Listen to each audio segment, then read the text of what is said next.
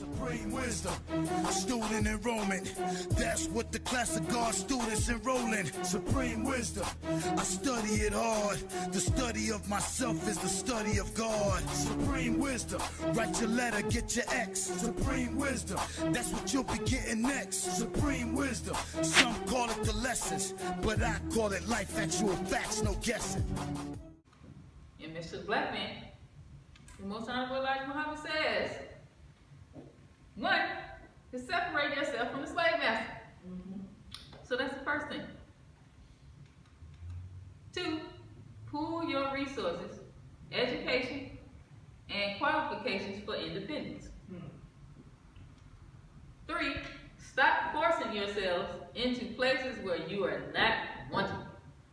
You probably should say that one twice. Stop forcing yourselves into places where you are not wanted. I don't think I have to do that with anybody in here. No, that's nuance, because some people would say that, let's say for instance, you know, the brother who had the white girl trying to keep him out of his apartment. You know what I'm saying? And then come to find out he's paying rent there. The message is telling him you shouldn't live there. Even though you can afford it, you still shouldn't live there because they don't want you.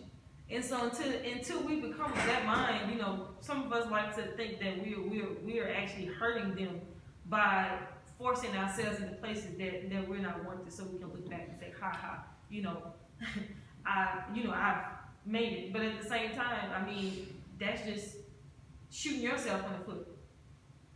Because they're like, ha ha, we got your money. You see what I'm saying? So we're giving money thinking that we're hurting them, but we're giving them, you know, our money, our time, our resources, and all our brilliance, you know, but we think we're proving the point, but at the end, they still win. So it's not just, you know, stop forcing yourself into places that you can't get into, no. If they don't want you there. Don't go. Not because you just can't, just because you're not able. You know, just because you know, for some reason you don't meet the criteria to get in. No, simply if they don't want you, they don't go. How many Houstons have black folks been accosted at the Houston restaurants? And you have T.I. this, you know, boycott. T.I. had enough money to build bodies. He can buy his own franchise. But yet still, we want to get justice. I'm not saying that we should be abuse going into the restaurants. But instead of trying to fight, you know, somebody, it's like trying to go into somebody else's house and they don't want you there. And you know, they don't want you there, they just don't want you there. But that's fine. It's your house. You pay the money, you pay the rent, you pay the mortgage, whatever. And so, you know, that's what that civil rights movement did to us. Gave us a false sense of security. That's why the messenger says that we believe that the offer of integration is hypocritical. And one thing I noticed that the white man he uses what we do, so then he come back and do it, and then it's like let's say like he'll say we kill each other, right? It's like they'll use us killing each other, and say when they kill one of us, they'll back themselves up on top of that. So it's like I think it's kind of off topic, but it's like the minister said, Satan uses our when he sees a flaw, he uses that to his opportunity, so he can justify what he's doing. It's like I think the stopping and forcing yourself into places where you are not wanted. I think it goes a little deeper, that we have to be careful what we do and what we say around the enemy, because that's one of the main things. Because you don't see a lot of Muslims being attacked in some of these places. It's the people that's fraternizing with the enemy, and the enemy they're not gonna do nothing. They're not gonna defend themselves, so I can do it anyway. It's like at the Kroger's, there was no defense around. There's nobody. They seen the opportunity to shoot up the place, and it's like I think they went to the guy went to a church, and then the guy turned him around. So he went to Kroger's and seen the opportunity to do it. It's like we have to. I think the Bible says resist the devil and he will flee from you. We have to use that. And it don't take a lot. So you have to resist them hard, just resist. No. You see them quickly move out the way.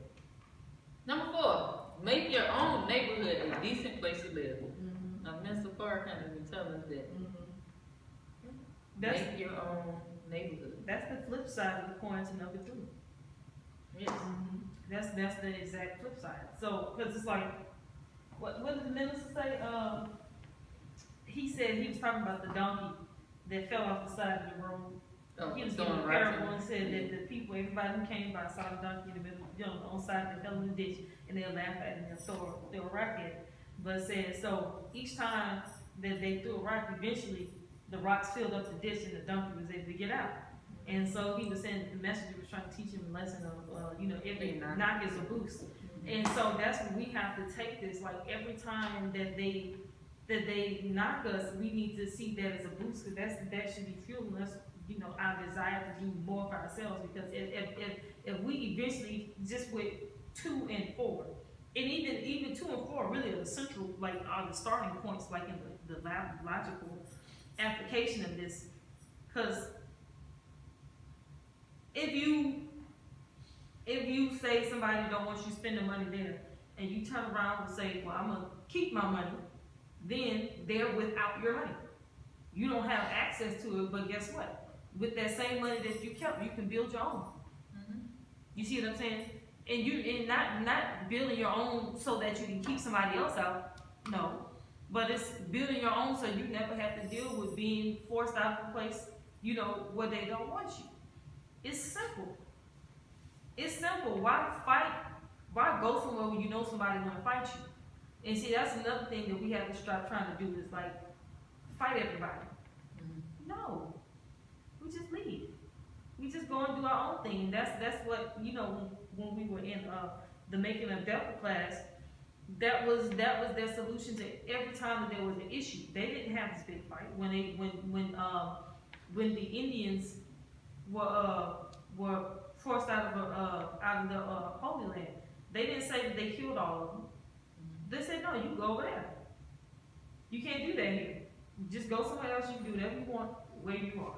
And that's how they dealt with Yaqub and his people. When they found out that they were capitalizing off the people where they were like, what? Get your stuff, go somewhere else. And even when they came back, it was always a separation process. That how they dealt with, different injustices or discrepancies. They just separated. There's enough of this earth for everybody to have a space, out of the all of the land on earth. We're only using what? 10%, I think. That's what I'm saying. So, but everybody wants to, cluster in the same spaces. No, we got all this land. You don't have to cluster over here where somebody else is. Just go somewhere else. And that way, you don't have to adopt that mind, of Satan, where you fight everybody for stuff that you want. No, just go somewhere else. Yeah, but most of the like mine say, I'm not going to war with them. Here's other place we can go. He said there's a wide open field for a wide awake man. There you go. There it is.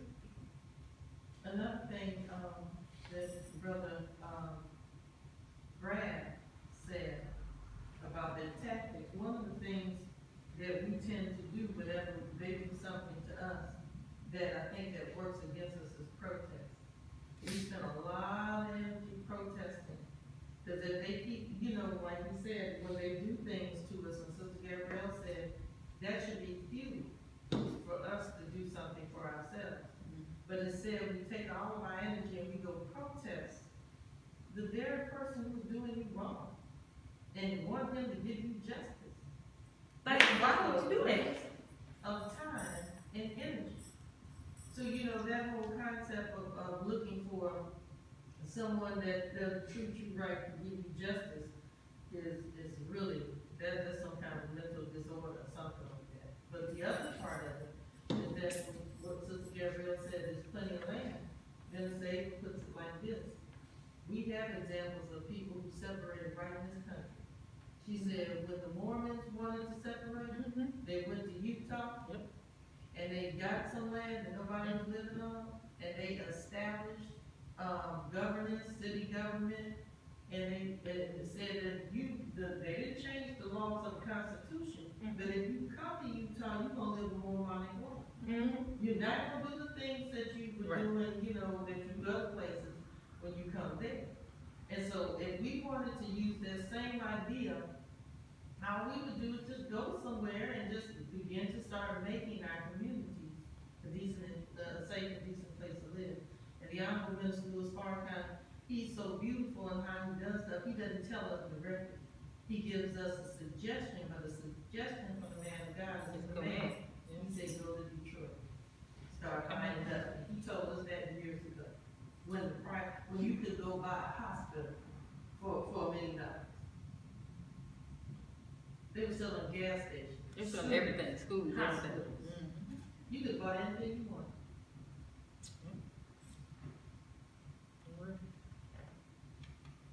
Number 5, rid yourselves of the lust of wine and drink, and learn to love self and your kind before loving others. You gotta put weed on that one too. Cause that's it right there. Bring it up to the mind term. That's The it. lust of weed and drink. That's it right there. Like the brother said, the brother literally gave up, you know, on salvation because he couldn't rid himself of a bad habit. And that's another reason why a lot of, you know, our enrollment is low. Because people like, you know, literally, like I agree with everything you said, but I'm just not willing, you know, to put my, you know, lower nature in check. They literally, you know, you got all this, but something this small, you're gonna let something this small get between you know, and salvation. I mean, we see. I like that comment. It's something I noticed for myself. It's like we have to notice when we're poisoned and change from.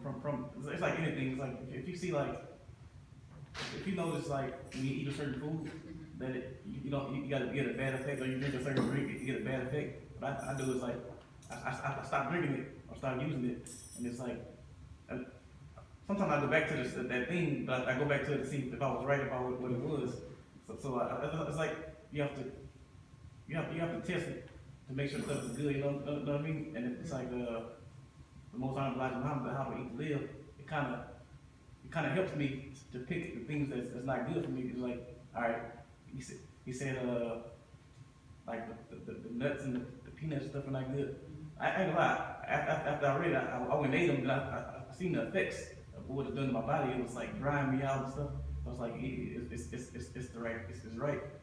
So I evolved based on what I knew, and that new way what he taught was good. It was perfect for what I needed. You know what I mean? So it's like we have to see what it's doing to us, see what he's saying, and then change from there. Because it's 100% fact. Oh, yes, sir. You're right on point, Brother Brad. And the Most Honorable Elijah Muhammad said the human being on the earth is the most intelligent of all the human beings in the solar system. Because of the fact that we experiment on ourselves. But So that's experimentation. And so, you know, and then when you learn that lesson, it becomes a part of you. So, you know, sometimes like with children, you just can't tell them don't touch the stove. They have to feel the stove to touch it, you know, to get the experience so that they won't touch it. So, you know, that's not a bad way, but you just have to be careful because some things can kill you. Right, because like I said, in the Quran, we sent messengers, and they said he was a liar, so it could be Experimentation is But yeah, and that is true. That is a sign of intelligence. But at the same time, that's why, you know, human beings out of all people have the shortest lifespan because of that experimentation as well. So that's also no, for real, the same thing that makes us, you know, smarter than, you know, others is because of experimentation. But at the same time, that experimentation is the same reason that we have such short lifespans. But going back to what Jay-Z was saying, like when he was saying that he, you know, got to where he is because of the experience of somebody before him. And that's also another beautiful thing about it, is that you really don't have to experiment when others have done it before you and document it, because that's also how we don't waste time. You know, by not reinventing the wheel, but build off of, you know, what's the point of, you know, your children starting at the same spot that you started at when you started to develop? You know, that's the whole point, so you can give the benefit of your knowledge to those after you, so they don't have to start from ground zero. And every time that we you know, we benefit from the knowledge of others, we make up time. That's You know, right. and so every time that we, you know, feel like there's a need to start over, you know, we're wasting time. And so, you know, there has to be a balance had, but also that's, like you said, that's another tactic of the enemy, is that they make us distrust one another, when literally the answers to our prayers is in that person. right. But we can't even get past the mental conditioning that the enemy has done to us, where we just have this just innate distrust of somebody who looks like us.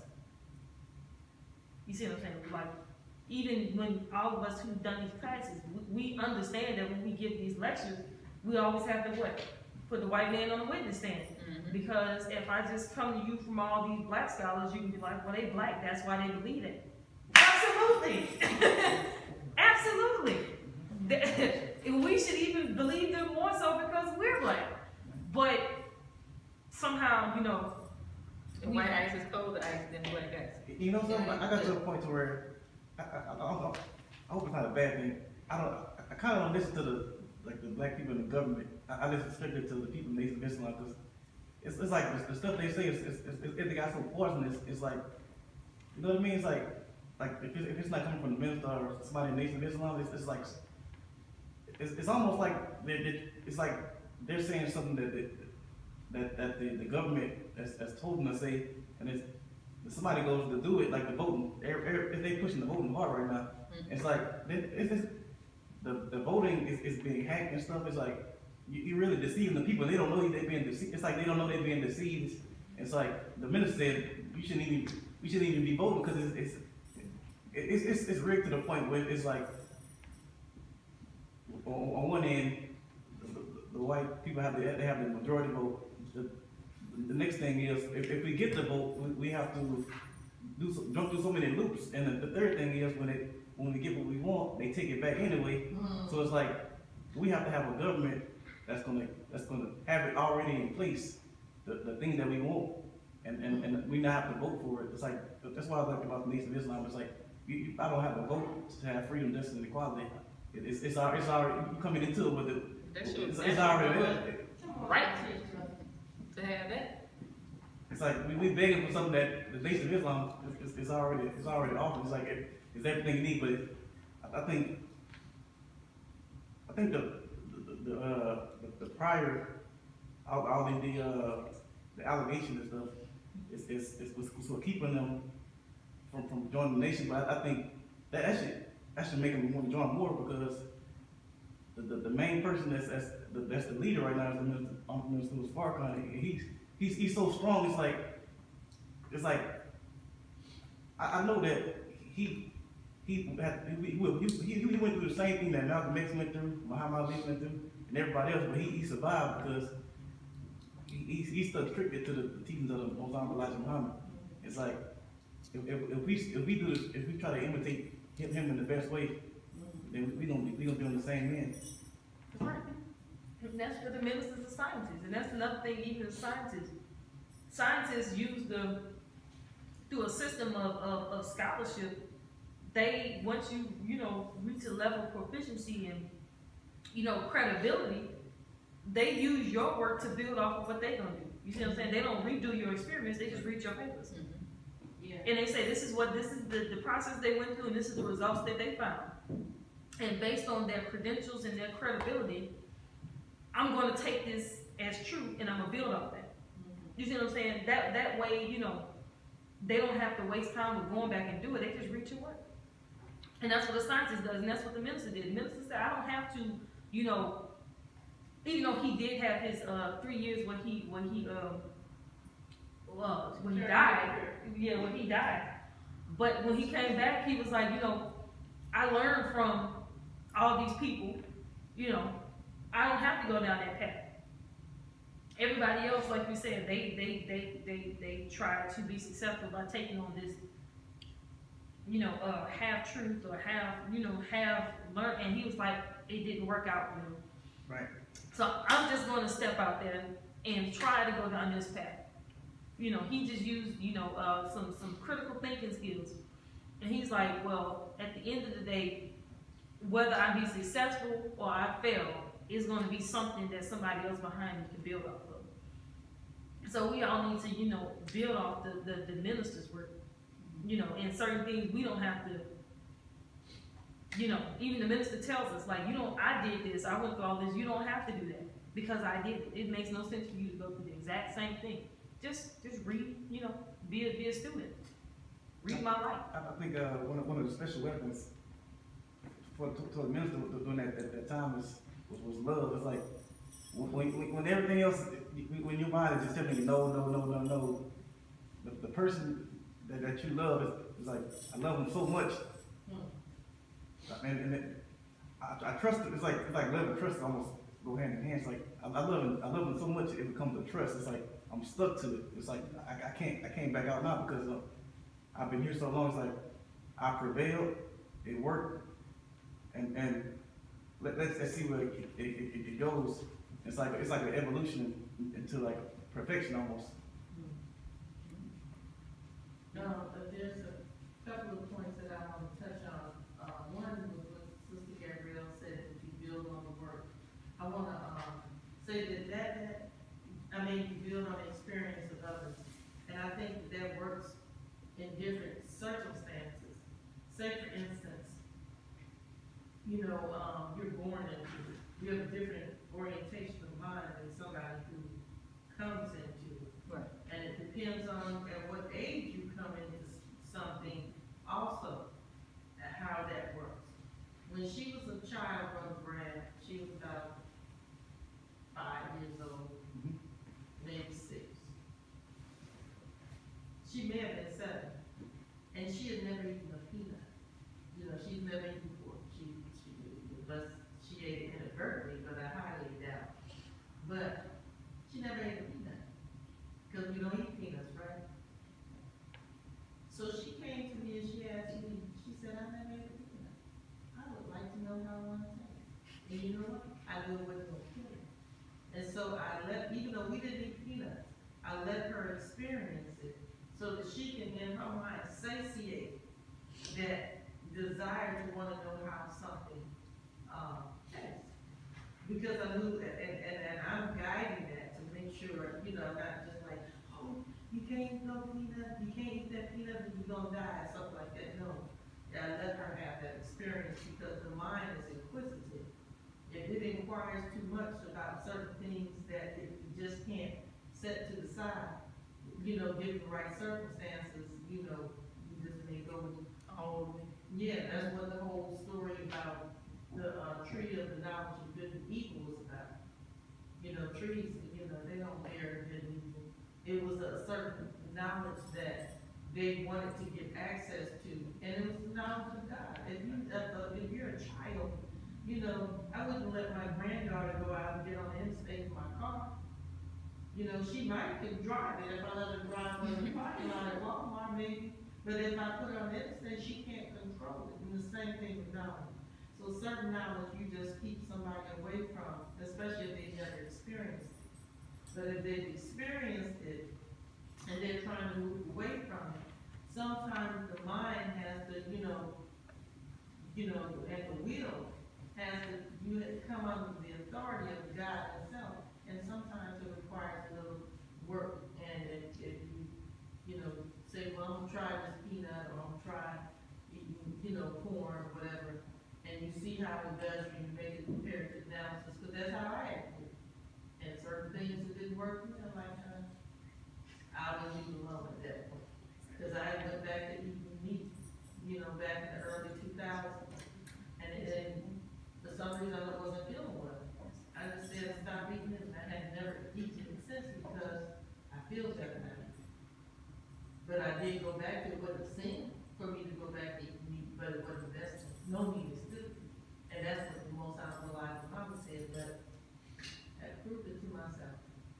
So those things, sometimes those things work that way. But then if our will is not strong enough, we just may go all the way to, before you know it, sit down with a pork chop. So we just have to, yeah, just seek refuge in Allah. Yeah. And I can't remember that. Okay, yeah, let me get through this list because it's almost time. So, 6, unite to create a future for yourself. 7, build your own homes, schools, hospitals, and factories. It is. That's it, it's done. Do not seek to mix your blood through racial integration. Number 9, stop buying expensive cars, fine clothes, and shoes before being able to live in a fine home. Yes. 10, spend your money among yourselves.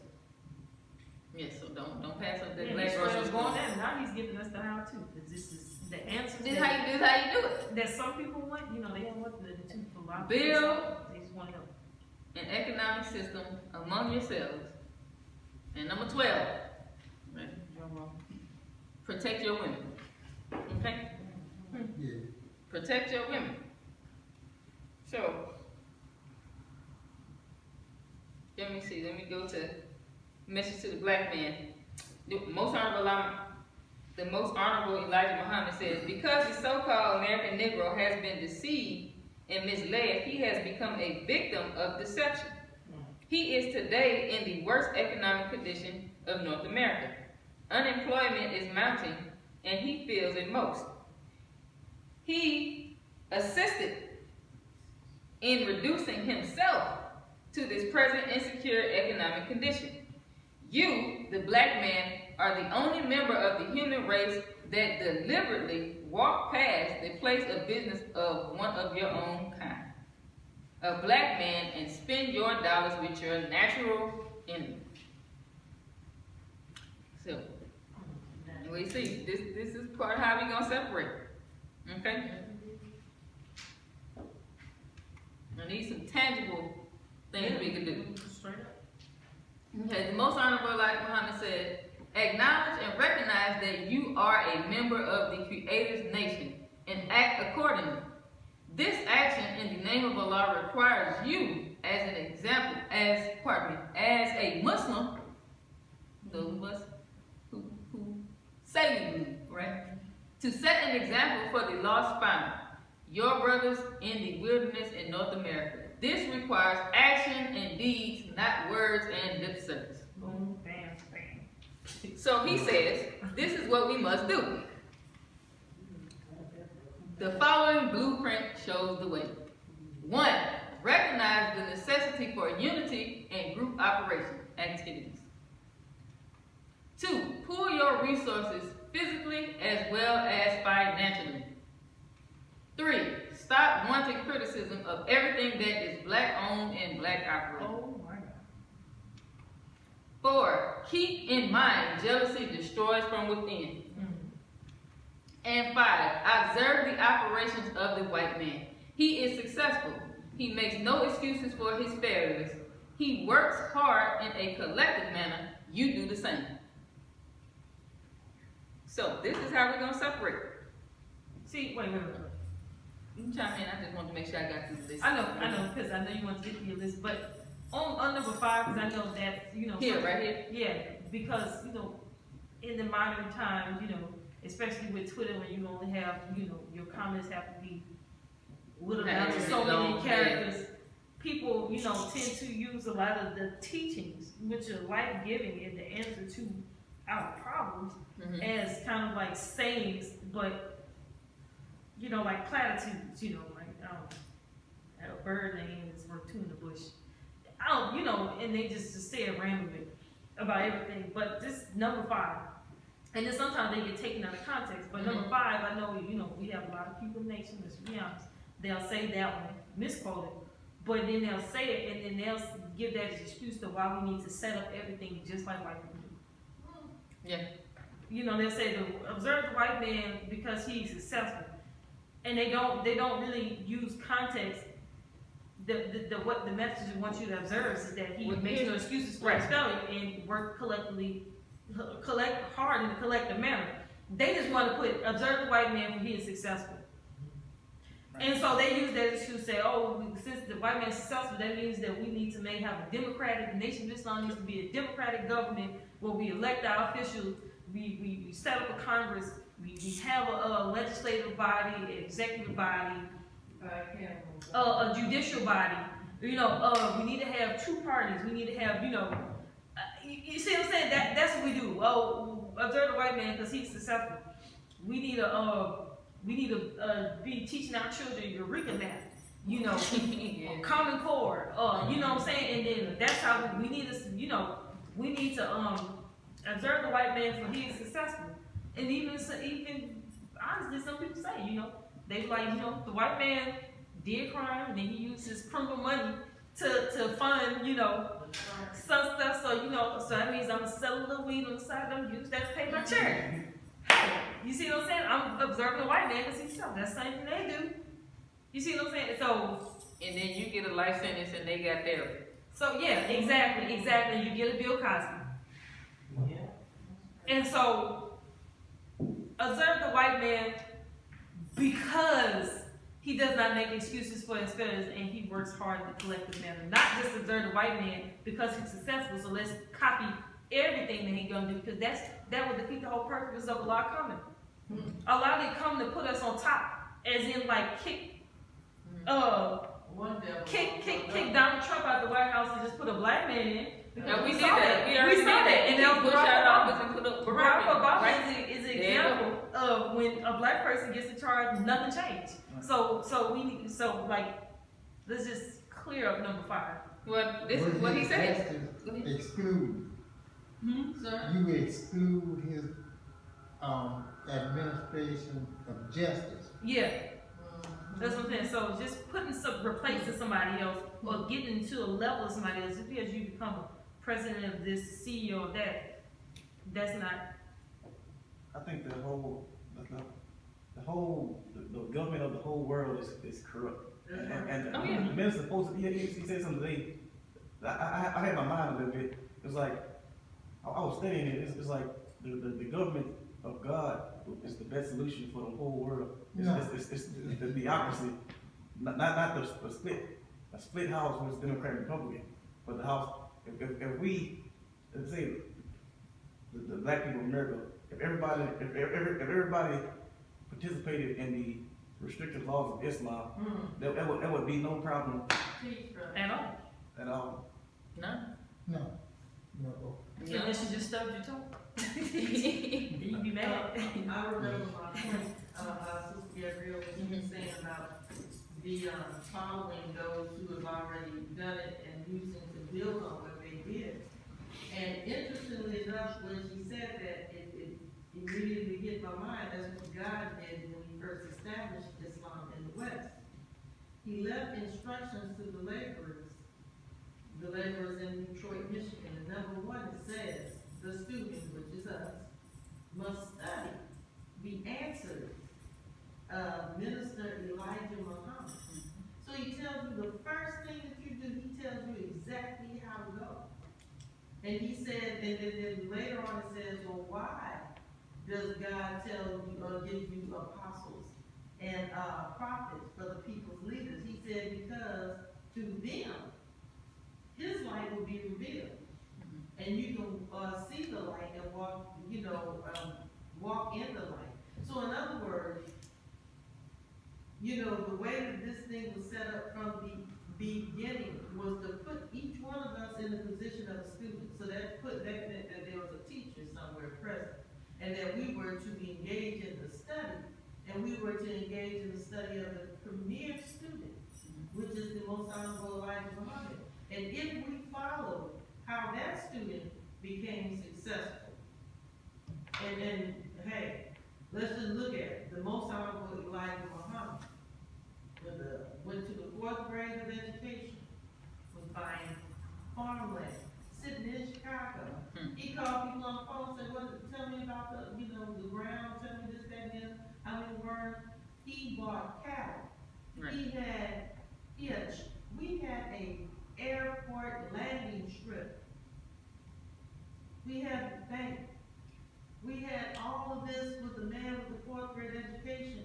How much more of an example can you get of somebody being successful No. in establishing a government? No. Well, he said we have been deceived and misled. With all this so-called education we have. Because it came from who? The enemy. That's what. So that's how. How did he trick us? He double-crossed us. The enemy double-crossed us. Yes, he did. That's what happened. How did he do it? He taught us to eat the wrong food when we was children. That's it. Which if you put in an acorn in the ground, you know what I'm saying, no matter how long it takes for it to grow, when it comes, it's gonna be a tree. It's not gonna be a frog. Well, the question is, can the devil fool a Muslim nowadays? Yes. I know it says in the lessons no, not nowadays, but Hey, it's the requirement of the unless. I'm just saying. I'm I'm just saying. If really for us, we have all the skills, we have all the talents. Some people actually might not have skills and talents, but as far as the nation Islam As an original person, and even you got black something. people in America, we have all the skills, all the talent. I know it's cheesy, but I'm not gonna say even we like unity and all that because we try, but we really need to get over our ourselves because whenever we come together to do something, somehow we lose sight of it because these small things like jealousy, Jealousy, distrust. then Sometimes it's justified. That person did me wrong. I don't want to work with them, but we still got to get over it. And somehow figure out how not to lose sight. lose sight of every other goal. They don't always agree with everything, but guess what? They put that to the side and makes them happy. So we'll sit here and derail the whole movie because we have one issue. Mm-hmm. And so we just need to get out our own way, and then we're not going to be able to, like you said, trust. We're not going to be able to love each other if we don't trust us. We got to build trust. We just got to start doing each other right. We got to stop, doing wrong to each other. And then we'll our word. We don't keep our word. Yeah, not keeping your word is doing wrong by somebody. And it's not true. You can't trust somebody. You know something? We trust the white man without any evidence. Like, That's right. we trust him without any evidence. He says, vote for me, I'm gonna free the whole land. That's It's right. like we do it. It's like we don't even have to have an explanation. It's You're like right, Brother Brad. I heard so many, how everybody about ever this? complain about Walmart. We can and watch guess them what? do us They go wrong ahead and we still they gonna complain trust them. again. I never complain about that. Vaccines. I go all the time. I am Everything. myself. I am not going to say anything bad about it, and then it's shocking. Yes, so the time is upon us. Okay. The Honorable Mr. Louis Farrakhan said, we said that we do not know what freedom looks like. We don't know what justice looks like. And as we stated earlier, the Most Honorable Elijah Muhammad said that independence is strange to us. So this may seem like a totally new concept to some of us and our people. And for those of us who may have some idea, it's still, for some of us, a little difficult to see us as an independent people, yes. Okay, I'm going to say this last thing, because I see what is the last thing I'm going to say. Maybe we need to separate in phases, because I was thinking, when I went to Ghana, this last time. And also at the same time I went to China, but more so when I went to Ghana because it was a lot less going on that trip. It was more stable and I got a chance to really look at stuff.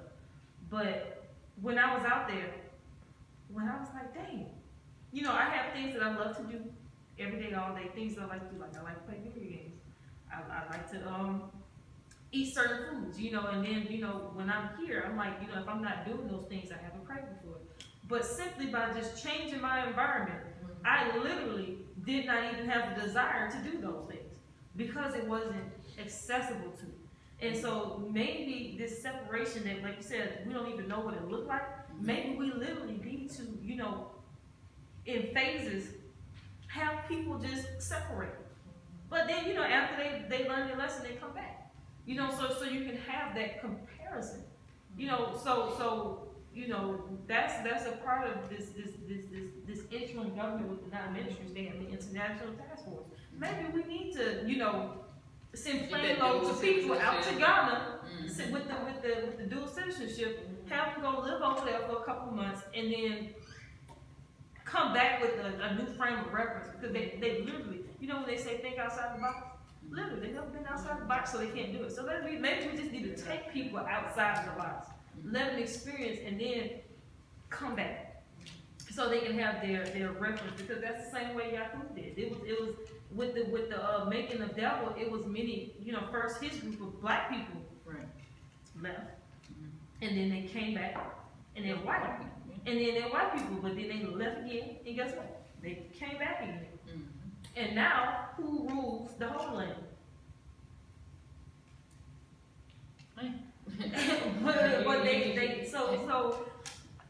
So maybe we need that's another thing, we didn't think this. We think it's gonna be this mass exodus, what is up? No, I think we talked about that it's not gonna be mad. And just, you know, a few of us, just a few. Right. And you know, do it kind of discreet, like Medea said. You know, get your build your nest one stick at a time. Okay, so let's take it to our Savior has arrived. In the chapter, He, Allah, makes all things new. He, Master Fard Muhammad, God in person, will create a new heaven and a new earth, a new Islam and a new government and people. The new earth referred to is a new people who will change the old into such a great future that actually the earth will look like a new earth, and the new earth will be here in what we call America. So, that brings us to our closing and separation. How are we going to separate? Is by our unity. And the Most Honorable Elijah Muhammad said, our unity is more powerful than an atomic or a hydrogen bomb. And I looked up about an atomic and a hydrogen bomb, and the only difference between the two is the detonation process. So, with that, I like to leave you as I came before you all in the greeting word of peace. Assalamu alaikum. Supreme wisdom, some call it the lessons, but I call it life, actual facts, no guessing.